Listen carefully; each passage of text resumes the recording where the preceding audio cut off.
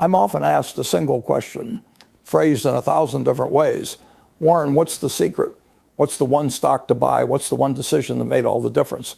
They are all searching for that one brilliant move, that single shining moment of genius that changes everything, the one lottery ticket that hits.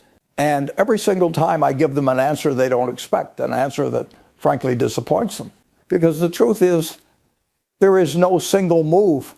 The gulf between a millionaire and an average person isn't a brilliant idea. The gulf between a billionaire and a millionaire isn't one lucky investment. The gulf is what you do every single day. It's the thousands of seemingly boring, unremarkable, and disciplined decisions that, when stacked one on top of the other, create a force of nature. So today, I am not going to give you a stock tip. I am not going to tell you what the market will do tomorrow. I am going to give you something far, far more valuable. I am going to reveal the 3 daily rituals, the 3 core habits that have been the bedrock of my entire life. These aren't just things I do. They are the operating system that runs my mind. And today, I'm going to give you the source code. Now, before we open the book on the first habit, we must understand the powerful, invisible force that drives this entire system. It is the most powerful force in the universe, a concept Einstein himself supposedly called the 8th wonder of the world. I'm talking about compounding. Most of you have heard of compound interest in relation to money. You know the story. If you had a magic penny that doubled in value every day, how much would you have after a month? On day 1, you have a penny. Day 2, 2 cents. Day 5, 16 cents. It feels slow, almost pointless. After a full week, you barely have $1. But then the magic starts. On day 20, you have over $50,000. And on day 30, you have over $5 million. This is the power of a curve that starts slow and then goes nearly vertical. Now, here is the secret, the one that most people miss their entire lives. Knowledge, wisdom, and habits compound in exactly the same way. Life is like a very, very long hill. And what Charlie Munger and I realized early on is that the most important thing is to find some wet snow that's useful knowledge and start rolling a small snowball at the top of that hill. I know what you're thinking, Warren, that sounds incredibly slow, incredibly boring. And you're right, it is. But the most powerful forces in this world are often the most boring. Gravity's boring, time is boring, compounding is boring. It doesn't give you the sugar rush of a lottery ticket. It doesn't give you the thrill of a speculative bet. What it gives you is certainty. If you get just 1% better at something each day, after a year, you won't be 365% better. The math of compounding shows you will be nearly 38 times better. Think about that. Not twice as good, not 10 times as good, 38 times as good. You have transformed.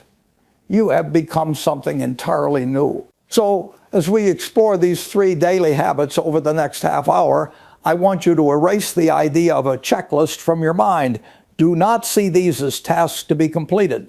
I want you to see them as 3 different ways to start your own snowball. 3 ways to find that wet snow and give it that first crucial push down the long hill of your life. And the first habit, the one that provides the snow itself, is the most important of all. It is about what you choose to feed your mind every single day. Let us begin. So, the first habit, the one that provides all the snow for the snowball, the one that, if you do nothing else on this list, will still change your life profoundly. It is this I read. And when I say I read, I do not mean I read for pleasure. I do not mean I skim the morning headlines or browse the latest best-selling novels. My job, my real job, consists of one thing: sitting in this chair and reading. For over 50 years, I've spent about 80% of my working day doing just that. In my early career, I would read 600, 700, sometimes 1,000 pages in a single day. Today, it's closer to 500. Now, the number is not the important part. That's the part everyone latches onto because it sounds impressive. The important part, the part that makes all the difference, is what I am reading while the world is glued to cable news, reacting to every twitch and flicker of the market. While others are scrolling through social media, consuming opinions about opinions, I am sitting here with a stack of papers. And in that stack, you will find annual reports from companies you have never heard of. You will find trade journals from the most boring industries imaginable, like carpet manufacturing or brick making.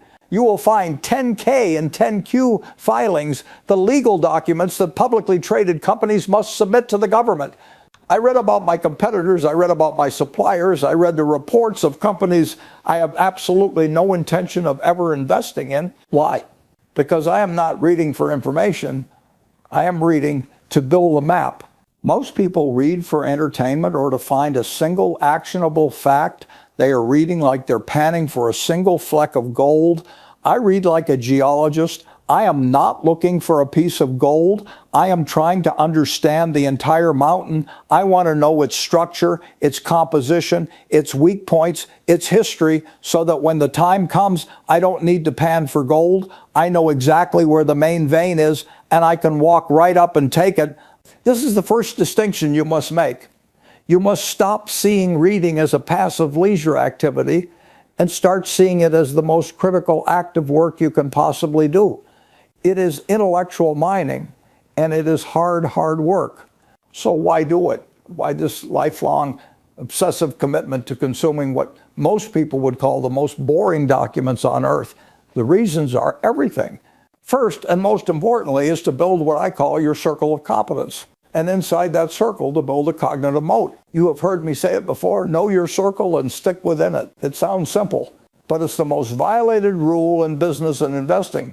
People think being smart means having an opinion on everything. It doesn't. It means knowing with absolute certainty the precise boundaries of your own ignorance. Every time I read an annual report about a business I don't understand, I'm not trying to understand it. I am defining my boundary. I am saying, this I do not know. But when I read about a business that I could understand, like insurance or banking or consumer goods, every page, every footnote, every CEO letter is another brick in the wall of my circle. I am making the circle smaller, but the walls higher and thicker. When Charlie and I bought See's Candies, it was because we had spent years reading about the business of branded consumer goods. We knew the economics of a brand that lives inside a customer's head. We knew the pricing power it commanded. We understood the cost of cocoa and sugar.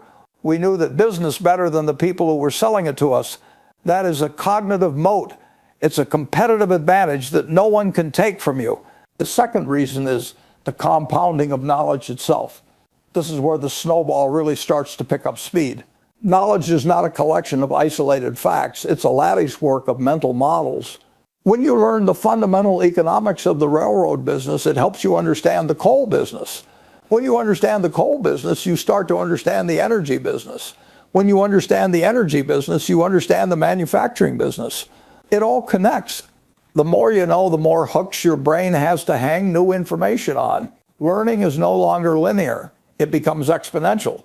You start to see patterns that no one else sees because you have a broader map of reality. You can predict the second and third order consequences of an event while everyone else is still reacting to the first. Your brain quite literally becomes a more efficient learning machine. And the third reason, which is perhaps the most practical for you, is the annihilation of risk. Wall Street loves to talk about risk. They have complex mathematical models for it. Beta, standard deviation, VAR. It's all nonsense. Let me tell you what real risk is. Risk is not knowing what you're doing. That's it. It's the whole definition. If you buy a stock because your neighbor told you about it, you're taking 100% risk. You're gambling. But if you have read that company's annual reports for the last 10 years, if you've read the reports of their top 3 competitors, if you understand the industry's economics, its threats, its opportunities, and if you buy that business for a price that is demonstrably less than its intrinsic value, how much risk are you taking? Almost none. The act of reading is the act of eliminating risk. It is the homework that 99% of people will never ever do. The market isn't risky, ignorance is risky. I don't try to jump over 7-foot bars. I look for 1-foot bars that I can step over, and I find those 1-foot bars by reading. Now, I know exactly what you are thinking, but Warren, this is wonderful for you. You are a billionaire, your job is to read. I have a job, I have a family, I don't have time to read 500 pages a day. This is the most common and the most dangerous misconception. You have it backwards. I don't have time to read because I am rich. I am rich because I made time to read. It was and is my number one priority. And you can make it yours. You don't need 500 pages. You don't need 8 hours. You just need to start. So here is the system. Here is how you do it. First, I want you to adopt the 5-hour rule. Commit to 1 hour of dedicated reading every single day. That's it. Just 1 hour. That's 5 hours a week. Wake up an hour earlier. Read during your lunch break. Turn off the television for an hour in the evening. There is no one who cannot find 1 hour. This is the single greatest investment you will ever make in your life. The returns are guaranteed and they are infinite. Second, you need a curriculum. What do you read? I call this the reading pyramid. At the base of the pyramid, 50% of your time should be spent reading about your own industry and your own profession. Your goal is to become one of the most knowledgeable people in your company. Read your company's reports, your competitors' reports, the trade journals. Your career is your biggest asset. Invest in it first. The middle of the pyramid, 30%, should be biographies and the stories of great thinkers and great businesses. Read about people you admire and people you despise. You're not just learning facts, you're learning how great minds think, how they solve problems, how they fail. And at the top of the pyramid, 20% is broad context. Read history, read psychology, read science. This gives you the big mental models to understand the world in which your industry operates. Finally, how you read is the most important part. Do not read passively. This is not a novel. This is active reading. Read with a pen in your hand. Argue with the author in the margins. Ask questions constantly. Does this make sense? What could go wrong? What are the economics of this? And the ultimate test is this. Can you explain what you just read to someone else in simple terms? After you read a company's report, try to explain its business model to your spouse or a friend. If you can't, you didn't understand it well enough. Go back and read it again. This is the first habit. This is the foundation. It's not easy, it's not glamorous, but it is the engine of wealth and wisdom. It is the single activity that turns time from an enemy into your greatest ally. It is how you start rolling your snowball. So you have begun to read. You are feeding your mind, building your cognitive moat, gathering the wet snow for your snowball. This brings us to the second daily habit, the habit that creates the space for the first one to flourish. If reading is the engine, this habit is the fortress you build around it. But now you face the second great enemy of success. The first is ignorance, which we are conquering through reading. The second is interruption. Habit number 2 is this. I aggressively, ruthlessly protect my time. And the physical manifestation of this habit is my calendar, my diary. A few years ago, my friend Bill Gates was visiting and he asked to see my schedule. I showed it to him. He was shocked. For the entire week, there was almost nothing in it. A haircut, a meeting or two, the rest of it was blank, wide open spaces of time. It is the only asset that you cannot buy more of. No matter who you are, you get 24 hours in a day. And every single moment that passes is gone forever. You cannot get it back. The single most valuable asset any of us will ever have is not money. It is not real estate. It is not gold. It is time. Bill at the time had his schedule planned down to the minute. Every moment was filled. A meeting here, a phone call there, a presentation after that. He told me that day that seeing my empty calendar was one of the most profound lessons he ever learned. He realized he wasn't in control of his time was in control of him. Therefore, how you allocate that finite, non-renewable resource is the single most important decision you make every single day. Most people treat their time like a public resource. They let anyone and everyone make a claim on it. A coworker asks for just 5 minutes. A friend calls to chat. An email pops up demanding an immediate response. A meeting is put on your calendar that you don't really need to be in. Every time you say yes to one of these small requests, you are implicitly saying no to something else. And what are you saying no to? You are saying no to reading that annual report. You are saying no to thinking deeply about a problem. You are saying no to spending time with your family. You are saying no to the very activities that generate real long-term value.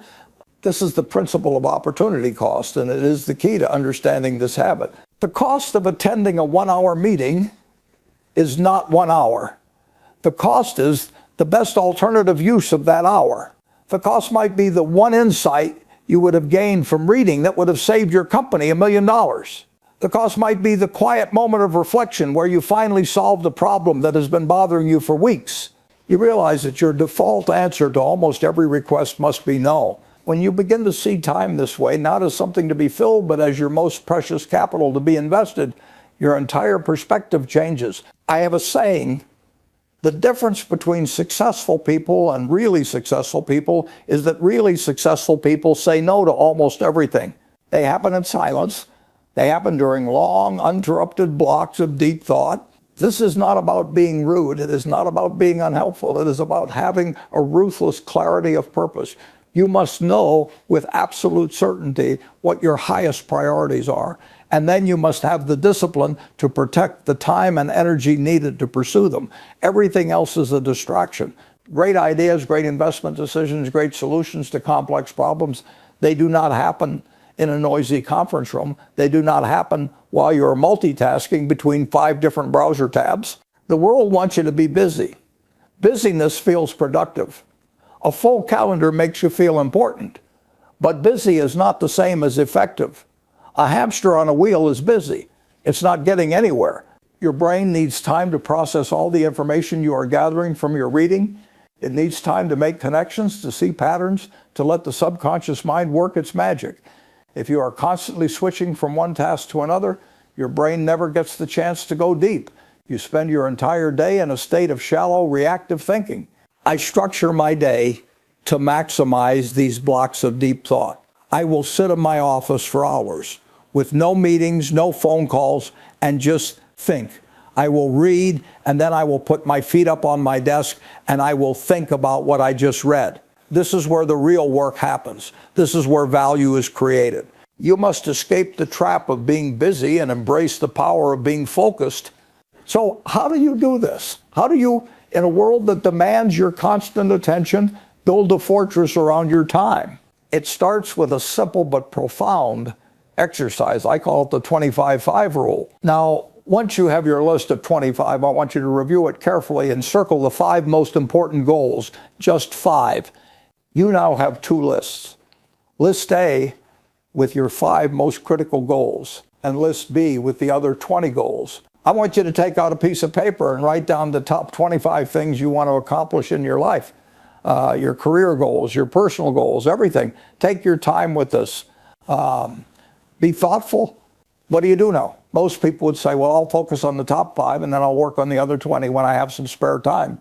You must take list B with its 20 perfectly good but less important goals, and you must treat it as your avoid at all costs list.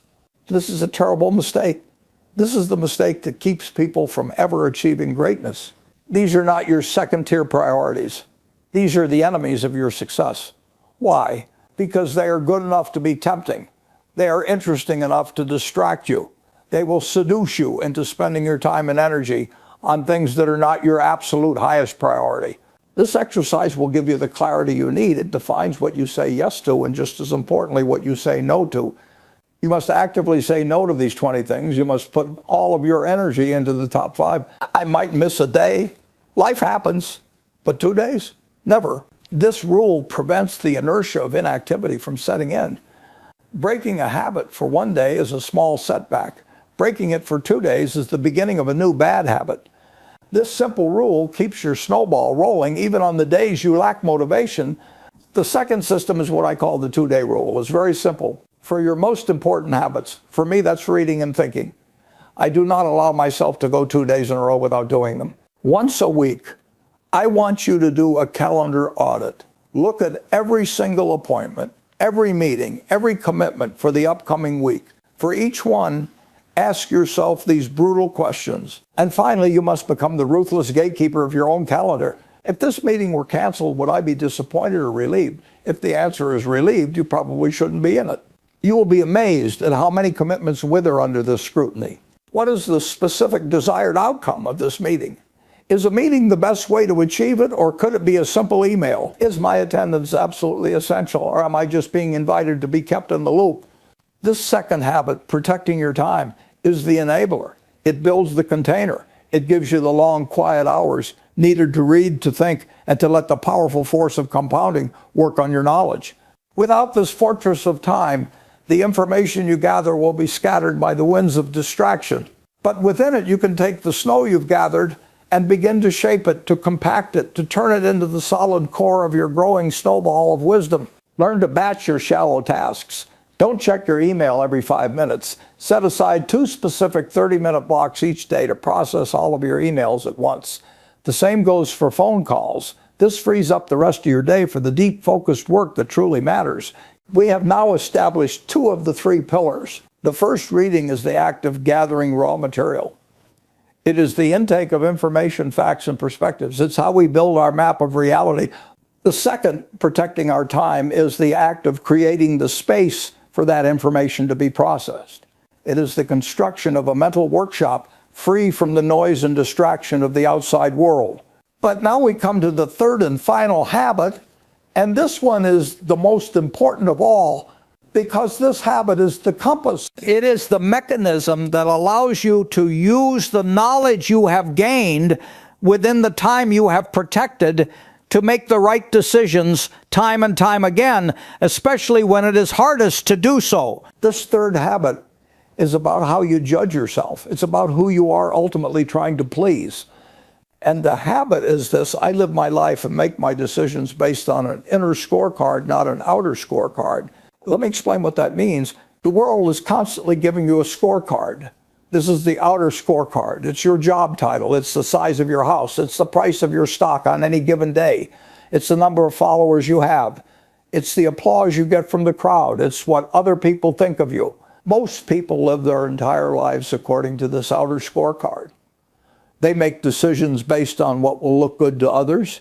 They choose a career that sounds prestigious. They buy a car to impress their neighbors.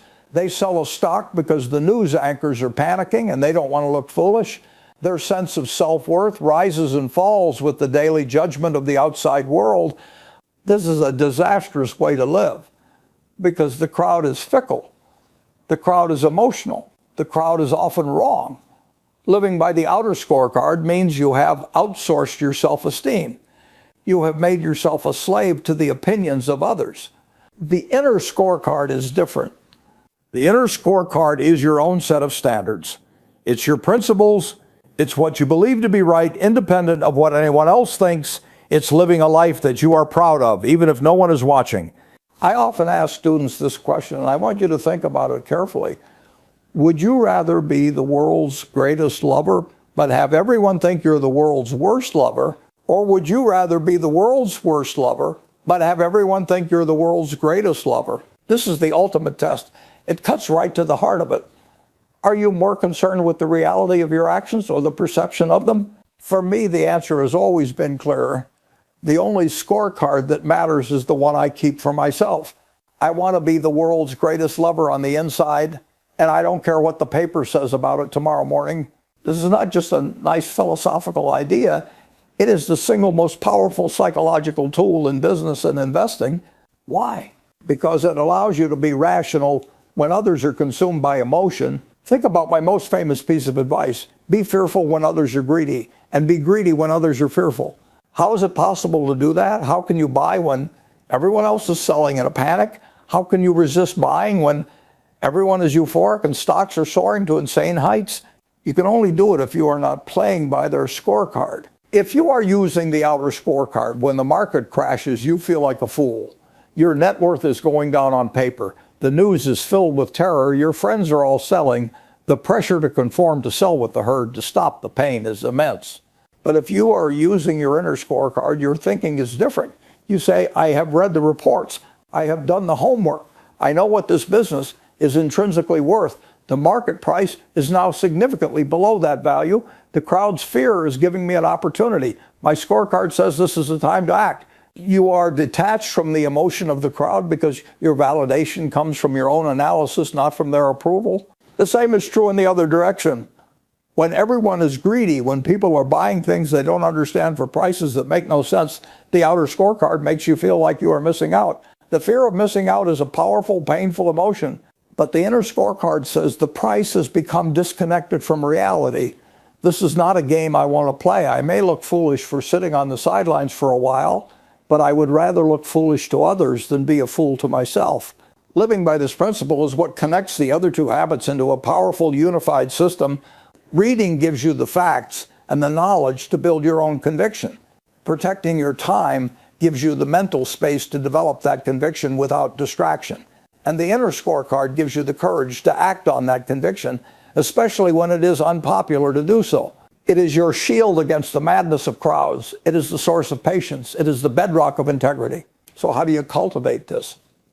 In a world that screams for your external validation, how do you learn to listen to the quiet voice inside? There is a simple system I've used my entire life. I call it the newspaper test. Before I make any significant decision, personal or professional, I imagine that a smart but not necessarily friendly reporter is going to write a story about it, and that story is going to appear on the front page of our local newspaper to be read by my family, my friends, my colleagues, and my neighbors.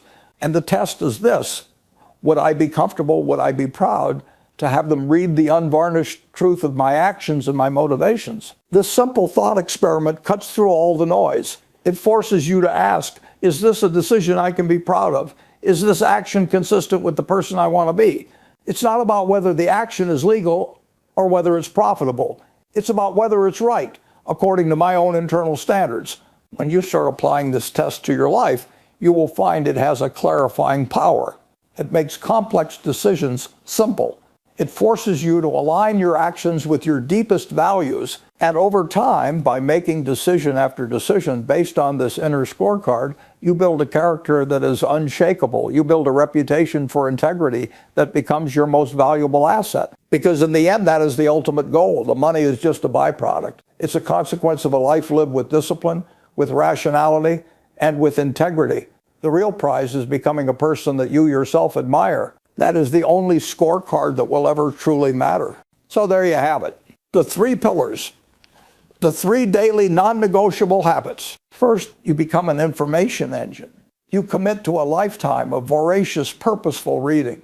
You don't read for entertainment. You read to build a map of reality, to construct your circle of competence, to annihilate risk. You feed your mind with facts and data, not opinions and noise. This is how you gather your snow. Second, you build a fortress around your time. You recognize that time is your only non-renewable asset, and you guard it with your life. You say no to almost everything so you can say yes to the few things that truly matter. You create long, uninterrupted blocks for deep thought, allowing your mind to process the information you've gathered. This is how you find the space to shape your snowball. And third, you live your life by an inner scorecard. You define your own success. You make decisions based on your own principles, not the applause or condemnation of the crowd. You build a character that you are proud of, independent of your net worth. This is the compass that tells you which direction to push your snowball, regardless of the weather. Reading, thinking, acting with integrity. It all sounds so simple, doesn't it? It sounds like common sense. But as Charlie Munger always says, common sense is not so common. The power of these habits is not in their complexity, but in their consistency. It's not about doing them for a week or a month or when you feel motivated. It's about doing them every single day, year after year, decade after decade. It's about letting the slow, silent, unstoppable force of compounding work its magic on you. Most people will not do this. They will hear this advice, nod their heads, and then go back to their old ways tomorrow. They will continue to search for the shortcut. They will continue to look for the one weird trick. They will continue to live by the outer scorecard. And that is why they will get the results they have always gotten. But if you are one of the few, if you truly understand the power of the compounding curve, if you have the patience and the discipline to start rolling your own small snowball today, your life will look completely different in 5, 10, 20 years. You will not just be richer in your bank account, you will be richer in your mind. You will be richer in your relationships. You will be richer in your character. You will have become a true learning machine. And you will have earned the ultimate prize that money can't buy, a life of freedom, a life of purpose, and a life that you yourself deeply respect. So my challenge to you today is not to try and do all 3 of these things at once. That's a recipe for failure. My challenge is to choose one, just one. Maybe you will commit to the 55-hour rule and read for 1 hour every single day for the next month. Maybe you will do the 25-5 rule exercise and finally gain clarity on your true priorities. Or maybe you will start using the newspaper test before every major decision. Choose the one that resonates most with you, the one that feels like the biggest leak in your own ship. And then I want you to go down to the comments section right now and make a public commitment Write, I choose reading, or I choose time, or I choose the inner scorecard. Declare your intention. Make a promise to yourself and to the world, because the act of writing it down makes it real. It's the first small push of your snowball. Becoming a successful investor, becoming a successful person, is not about being a genius. It's about having the right habits. It's about having a rational temperament. It's about arranging your life in such a way that you are consistently learning, thinking, and acting with integrity. It is a long game, but it's a game you can win. Start today. Start now. Thank you for your time.